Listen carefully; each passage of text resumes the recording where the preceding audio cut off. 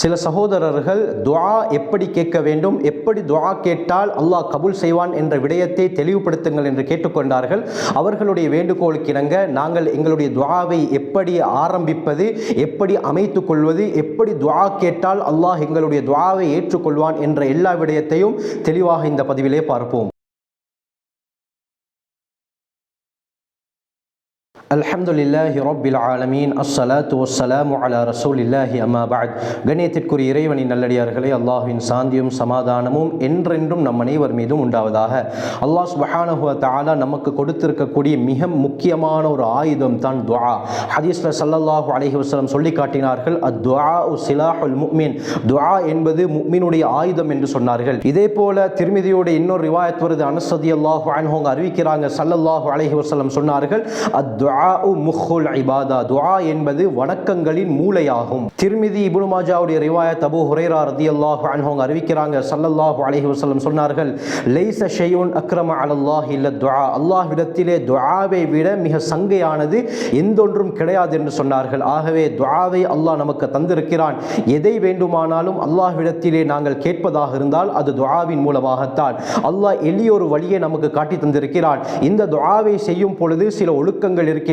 இந்த முறைப்படி செய்தால் அல்லாஹ் நிச்சயமாக எங்களுடைய துஆவை ஏற்றுக்கொள்வான். அடியார்கள் அல்லாஹ்விடத்திலே எந்த துஆவை கேட்டாலும் அதை வெறுமனமே திருப்பி அனுப்புவதற்கு அல்லாஹ் வெட்கப்படுகிறான். இதை பற்றி ஸல்லல்லாஹு அலைஹி வஸல்லம் ஹதீஸ்ல சொன்னாங்க. திர்மிதி, அபூ தாவூதுடைய ரிவாயத், சல்மானே ஃபாரிஸி ரலியல்லாஹு அன்ஹு அறிவிக்கிறாங்க, ஸல்லல்லாஹு அலைஹி வஸல்லம் சொன்னார்கள், இன்ன ரப்பக்கும் ஹய்யுன் கரீமுன், நிச்சயமாக உங்களுடைய இரட்சகன் அல்லாஹ் இருக்கிறானே அவன் வெட்கமுள்ளவன், சங்கையானவன். யஸ்தஹ்யி மின் அப்திஹி இதா ரஃபஅ யதைஹி அய்யருத்தஹுமா சிஃப்ரன், ஒரு அடியார்கள் தங்களுடைய இரண்டு கரங்களை ஏந்தி அல்லாஹ்விடத்திலே துஆ கேட்கும் பொழுது அந்த கரங்களை வெறுமனவையாக திருப்பி அனுப்புவதற்கு அல்லாஹ் வெட்கப்படுகிறான் என்பதாக ஸல்லல்லாஹு அலைஹி வஸல்லம் சொன்னார்கள். ஆகவே நாங்கள் துஆ கேட்டால் அல்லாஹ் அதை நிச்சயமாக கபூல் செய்வான் என்பது இந்த ஹதீஸின் மூலமாக தெள்ளத் தெளிவாக விளங்குகிறது. திர்மிதியுடைய ரிவாயத் அபூ ஹுரைரா ரலியல்லாஹு அன்ஹு அறிவிக்கிறாங்க, ஸல்லல்லாஹு அலைஹி வஸல்லம் சொன்னார்கள், மல்லம் யஸ்அலில்லாஹ யக்தப் அலைஹி, யார் அல்லாஹ்விடத்திலே கேட்கவில்லையோ அல்லாஹ் அவருடன் கோபப்படுகிறான்.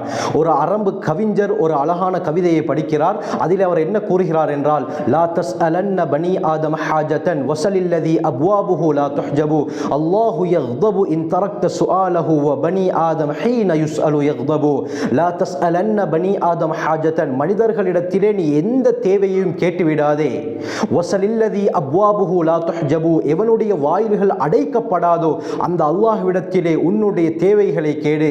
அல்லாஹு யக்தபு இன் தரக்த சுஆலஹு, அல்லாஹ்விடத்திலே கேட்பதை நீ விட்டுவிட்டால் அல்லாஹ் கோபப்படுகிறான். வ பனி ஆதம் ஹீன யுஸ்அலு யக்தபு, ஆனால் அடியார்களிடத்திலே கேட்கப்படும் பொழுது அடியார்கள் கோபப்படுகிறார்கள்.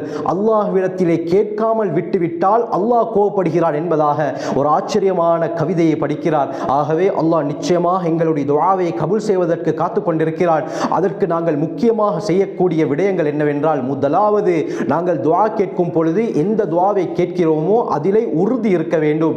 சந்தேகத்தின் அடிப்படையில் பொடுப்போக்காக நாங்கள் துஆவை கேட்கும் பொழுது அல்லாஹ் அந்த துஆவை கபூல் செய்ய மாட்டான்.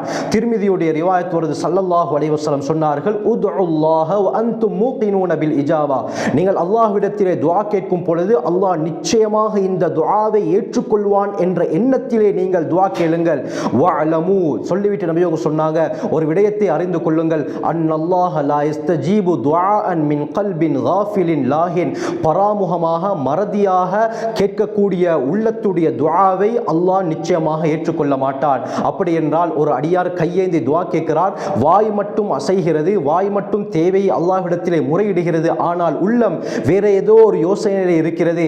சிலர் துஆ கேட்கும் பொழுது தாடியை பிடித்து கொண்டு பராமுகமான நிலையிலே பொடுப்போக்காக துஆ கேட்பார்கள். இந்த துஆவை அல்லாஹ் ஏற்றுக்கொள்ள மாட்டான். துஆ கேட்கும் பொழுது மன ஓர்மை, கான்சென்ட்ரேட் என்பது இருக்க வேண்டும். நாம் எப்படி கையை ஏந்தி அல்லாஹ்வை முன்னோக்கிறோமோ இதே போல எங்களுடைய உள்ளமும் அல்லாஹ்வை முன்னோக்க வேண்டும்.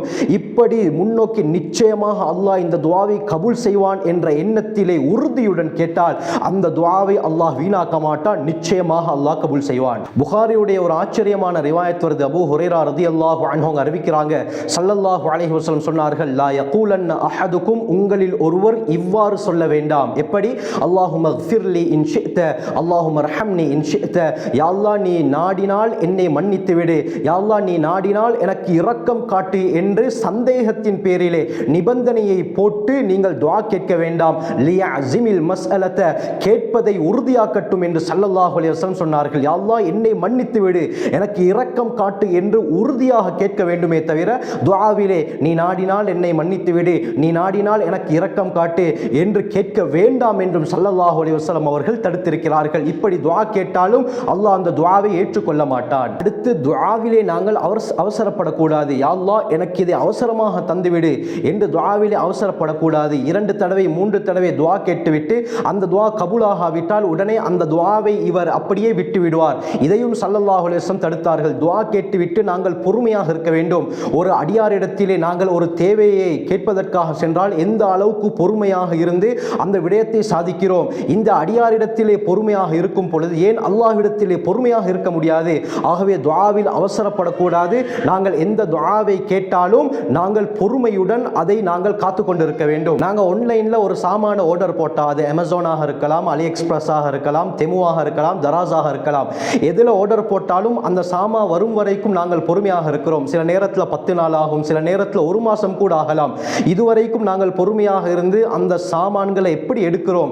இந்த சாதாரண விஷயத்துக்கே நாங்கள் பொறுமையை கடைபிடிக்கும் பொழுது துஆவிலேயே நாங்கள் பொறுமையை கடைபிடிக்க முடியாமல் இருக்கிறது. நான் அல்லாஹ்விடத்தில் எத்தனை தடவை துஆ கேட்டு விட்டேன், ஆனால் ஏன் அல்லாஹ் இந்த துஆவை கபூல் செய்யாமல் இருக்கிறான் என்று நாங்களே சடைவடைந்து துஆ கேட்பதை விட்டு விடுகிறோம். இதை பற்றியும் ஸல்லல்லாஹு அலைஹி வஸல்லம் அவர்கள் எச்சரிக்கை செய்தார்கள். சஹீஹ் முஸ்லிமுடைய ரிவாயத், அபூ ஹுரைரா ரலியல்லாஹு அன்ஹு அறிவிக்கிறாங்க, ஒரு அடியான் அவசரப்படாமல் இருக்கும் காலம் எல்லாம் அல்லாஹ் அவருடைய துஆவை கபூல் செய்கிறான் என்று சொன்ன நேரத்தில் சஹாபாக்கள் கேட்டாங்க, வமல் இஸ்திஅஜாலு யா ரசூலல்லாஹ், துஆவிலே அவசரப்படுவது என்றால் என்ன என்று கேட்ட நேரத்தில் ஸல்லல்லாஹு அலைஹி வஸல்லம் சொன்னார்கள், ஒரு அடியான் அல்லாஹ்விடத்திலே துஆ கேட்கிறான், வகது தஅவுது, நான் துஆ கேட்டிருக்கிறேன், ஆனால் ஃபலம் அர யுஸ்தஜாபுலி, ஆனால் என்னுடைய துஆ கபூலாகுவதாக எனக்கு விளங்கல்ல என்று சொல்லிவிட்டு அவன் அந்த இடத்திலே நிராசையாகி வயத்ருக்கு துஆ செய்வதையே விட்டு விடுகிறான். இது தான் துஆவிலே அவசரப்படுவது என்று ஸல்லல்லாஹு அலைஹி வஸல்லம் சஹாபாக்களுக்கு சொல்லி காட்டினார்கள். நான் எத்தனையோ தடவை துஆ கேட்கிறேன், ஆனால் என் துஆ கபூலாகுதில்லை என்று சொல்லிவிட்டு எத்தனையோ பேர் இன்று இந்த நிலையிலே இருப்பதை நாங்கள் பார்த்து கொண்டுதான் இருக்கிறோம். ஆகவே துஆவிலே அவசரப்படாமல் பொறுமையாக நிதானமாக அந்த துஆவை நாங்கள் பல தடவை அல்லாஹ்விடத்திலே கேட்கும் பொழுது அல்லாஹ்வுக்கு தெரியும் எந்த சந்தர்ப்பத்திலே இவருக்கு கொடுக்க வேண்டும் என்று. அந்த சந்தர்ப்பத்திலே அல்லாஹ் நிச்சயமாக இந்த அடியாருக்கு கொடுப்பான். அபூ சயீத் அல் குத்ரி ரலியல்லாஹு அன்ஹு அவர்களுடைய ரிவாயத் முஸ்னத் அஹ்மத்ல பதியப்பட்டிருக்கிறது. ஸல்லல்லாஹு அலைஹி வஸல்லம் சொன்னார்கள், மாமின் முஸ்லிமின் யதுஉ பிதஅவத்தின் லைஸ ஃபீஹா இஸ்முன் வலா கதிஅத்து ரஹிமின், ஒரு முஸ்லிமான அடியார் எந்த ஒரு பாவகரமான செயலில் ஈடுபடாமலும் தன்னுடைய உறவு முறையை துண்டித்து வாழாத நிலையில் துஆ கேட்டால் அல்லாஹ் அவருடைய துஆவை 3 விதத்திலே கபூல் செய்கிறான். முதலாவது, அவருக்கு அல்லாஹ் உடனடியாக பதிலளிக்கிறான். அவர் எந்த துஆ கேட்டாரோ அந்த துஆ உடனடியாக கபூலாகிறது. இரண்டாவது, ஸல்லல்லாஹு அலைஹி வஸல்லம் சொன்னார்கள், அல்லாஹ் உலகத்திலே அந்த துஆவை கபூல் செய்ய மாட்டான், மாற்றமாக இந்த துஆக்குரிய கூலியை மறுமையிலே அல்லாஹ் சேமித்து வைத்திருப்பான். மறுமையிலே இவர் உலகத்திலே எத்தனை துஆக்களை கேட்டார்களோ அத்தனை துஆக்களுடைய பூர்த்தியான நன்மையை மறுமையிலே கண்டு கொள்வார். ஒரு ரிவாயத்தில் வருது, அருமையானவர்களை, இந்த அடியார் அந்த சந்தர்ப்பத்திலே நினைப்பார், உலகத்திலே என்ற ஒரு துஆவும் ஏற்றுக்கொள்ளாமல் இருந்திருந்தால் நல்லா இருக்குமே, அதற்குரிய கூலியை நான் முழுமையாக இந்த மறுமையுடைய நாளிலே பெற்றுக்கொண்டிருப்பேனே என்று அந்த நேரத்திலே அடியான் மேலெண்ணம் வைப்பான் என்று ஸல்லல்லாஹு அலைஹி வஸல்லம் சொன்னார்கள். மூன்றாவது முறை அல்லாஹ் இவர் கேட்ட துஆவின் காரணமாக இவருக்கு நடக்க இருந்த ஒரு ஆபத்து, ஒரு சோதனையை இந்த துஆவின் மூலமாக அகற்றி விடுவான் என்று ஸல்லல்லாஹு அலைஹி வஸல்லம் சொன்னார்கள். ஆகவே நாங்கள் எந்த துஆ கேட்டாலும் அந்த துஆ இந்த 3இல் ஒன்றாகத்தான் இருக்கும் கண்ணியமானவர்களே. ஆகவே நாங்கள் கவலைப்பட தேவையில்லை. எந்த துஆவை கேட்டாலும் நிச்சயமாக அல்லாஹ் அதற்கு பூர்த்தியான கூலியை வழங்குவான். ஒன்று உலகத்திலே உடனடியாக கபூலாகும், அல்லது அதற்குரிய கூலியை மறுமையிலே அல்லாஹ் வைத்திருப்பான், அல்லது நமக்கு நடக்க இருக்கக்கூடிய பெரும் சோதனை ஆபத்தை இந்த துஆவின் மூலமாக அல்லாஹ் தடுத்திருப்பான். ஆகவே கவலைப்பட தேவையில்லை. அடுத்து நாங்கள் துஆ கேட்கும் பொழுது ஆரம்பமாக அல்லாஹ்வை புகழ்ந்து விட்டு அதற்கு பிறகு நபி ஸல்லல்லாஹு அலைஹி வஸல்லம் அவர்கள் மீது ஸலவாத்தை சொன்னதற்கு பிறகு நாங்கள் எங்களுடைய தேவையை கேட்க வேண்டும். அதற்கும் மார்க்க அறிஞர்கள் உலமாக்கள் ஒரு முறையை கற்று தந்திருக்கிறார்கள். ஆரம்பமாக அல்லாஹ்வை புகழ வேண்டும், அதற்கு பிறகு ஸல்லல்லாஹு அலைஹி வஸல்லம் அவர்கள் மீது ஸலவாத்து சொல்ல வேண்டும். இதே போல கடைசியிலும் ஸலவாத்தை சொல்லி அல்லாஹ்வை புகழ்ந்து எங்களுடைய துஆவை முடிக்க வேண்டும். துஆ கேட்கும் போது முதலில் எங்களை கொண்டு நாங்கள் ஆரம்பிக்க வேண்டும். எங்கள் எங்களுடைய தேவைகளை நாங்கள் கேட்டதற்கு பிறகு எங்களுடைய தாய் தந்தைகளுடைய தேவைகளை நாங்கள் கேட்க வேண்டும். அவர்கள் மரணித்திருந்தால் அவர்களுடைய கபருக்காக வேண்டி, கபருடைய வாழ்க்கைக்காக வேண்டி நாங்கள் துஆ செய்ய வேண்டும். அதற்கு பிறகு எங்களுடைய சகோதர சகோதரிகள் இருந்தால் அவர்களுக்காக வேண்டி துஆ கேட்க வேண்டும். அதற்கு பிறகு எங்களுடைய மனைவி குழந்தைகளுக்காக வேண்டி துஆ கேட்க வேண்டும். அதற்கு பிறகு எங்களுக்கு கற்றுக் கொடுத்த உஸ்தாத்மார்கள் ஆசான்களுக்காக வேண்டி துஆ கேட்க வேண்டும். அதற்கு பிறகு உறவினர்களுக்கு நாங்கள் துஆ கேட்க வேண்டும். அதற்கு பிறகு ஊர் மக்கள், அதற்கு பிறகு நாட்டு மக்கள், அதற்கு பிறகு பூரா உலகத்தில் இருக்கக்கூடிய முஸ்லிம்களுக்காக வேண்டி துஆ கேட்டுவிட்டு அதற்கு பிறகு ஸலவாத்து சொல்லி அல்லாஹ்வை புகழ்ந்து துஆவை நாங்கள் முடித்துக் கொள்ள வேண்டும். நேரத்துக்கு ஏற்ப நாங்கள் துஆக்களை கூட்டவும் குறைக்கவும் முடியும். ஆகவே இந்த முறைப்படி துஆ கேட்கும்படி மார்க்கறிஞர்கள் நமக்கு கற்றுத் தந்திருக்கிறார்கள். ஆகவே நான் ஆரம்பத்தில் இருந்து சொன்ன பிரகாரம் எந்தெந்த விடயங்களை எல்லாம் துஆவிலே செய்ய வேண்டுமோ அந்த துஆவை நாங்கள் பேணி செய்யும் பொழுது நிச்சயமாக அல்லாஹ் சுப்ஹானஹு வ தஆலா நம்முடைய துஆக்களை ஏற்றுக்கொள்வார். ஆகவே நாம் நம் வாழ்க்கையை சிறந்த முறையிலே அமைத்துக் கொள்ள வல்ல அல்லாஹ் நம் அனைவருக்கும் கிருபை செய்வானாக. ஜஸாக்குமுல்லாஹு கைர். வாஹிரு தஅவானா அல்ஹம்துலில்லாஹி ரப்பில் ஆலமீன்.